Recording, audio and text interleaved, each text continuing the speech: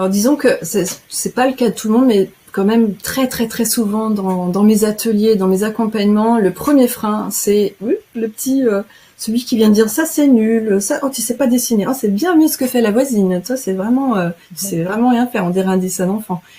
Et donc là, ce petit juge intérieur, quand il est là, et ça dépend du degré de sa présence, et ça dépend de notre histoire, ça dépend de notre éducation, ça dépend de plein de choses.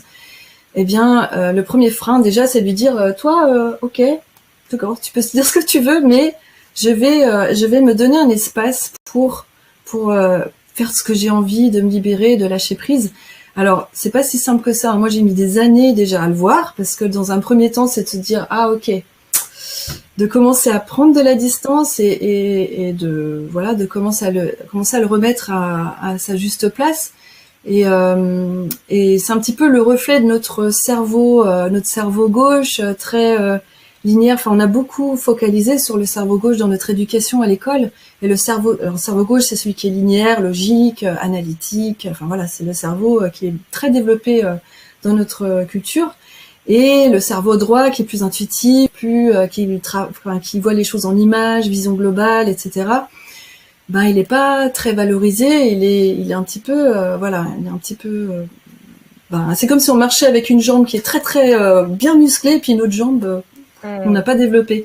Et c'est un petit peu ça qu'on a dans notre éducation, on a un déséquilibre. Et en art thérapie, ce que je vois dans mes séances, c'est que souvent quand il est très présent, le cerveau gauche, la partie plus intuitive, elle a du mal à émerger. Donc en tout cas, voilà, dans mes accompagnements, on va s'en occuper, on apprend à prendre la distance, à le prendre moins au sérieux, et voilà. Donc ça c'est quelque chose de très important, parce que ce juge intérieur, enfin en tout cas, c'était dans mon parcours et chez certaines personnes que j'accompagne, ça crée des trucs physiques même.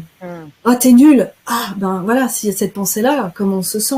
On peut se sentir complètement coincé dans la gorge, un nœud dans le ventre, complètement emprisonné là-dedans, et ça demande, enfin, quand ce juge intérieur, ce petit critique intérieur est présent, trop présent, bah ça demande un certain temps. Donc c'est pas pareil pour tout le monde. C'est vraiment, et ça peut même être presque un traumatisme pour certaines personnes qui ont vécu un traumatisme de la créativité, où il y a des personnes qui ont été humiliées quand elles ont créé des choses. Ça peut être devant toute la classe, un prof ou des parents qui voilà, il y a des choses autour de la créativité, de l'expression créative qui peut être presque traumatique. Donc voilà, ça permet de voir où est-ce qu'on en est quand on fait de l'art thérapie. Est-ce que ça va, c'est plutôt léger, ou est-ce que ça prend beaucoup de place? Et chez moi, c'était vraiment très très présent. Donc c'est pour ça que je connais bien le chemin des retrouvailles, parce que je l'ai fait, ce chemin-là. J'ai pu explorer plein d'aspects de ce juge intérieur qui revient toujours. C'est pas un truc, ça y est, il revient par la porte de derrière et voilà, c'est d'apprendre à le connaître, à le reconnaître, à le connaître, à dialoguer avec, de voir aussi pourquoi il est là, etc. Donc c'est vraiment le lâcher prise de ce mental pour pouvoir être que d'autres choses puissent venir, d'autres choses puissent émerger. Et ça aussi, ça demande de la confiance aussi, de ce qui émerge. Ok, on fait un gribouillis, un truc un peu bizarre, et le mental lui dit mais ça sert à rien ce qu'on fait là, c'est inutile. Et c'est quand on commence à reconnaître ces phrases types, on peut se dire ah ok, ça y est, j'ai reconnu. Et on va pouvoir mettre de la distance et commencer à se déprogrammer, et puis restimuler ce cerveau droit qui fonctionne pas du tout pareil que le cerveau gauche, quoi.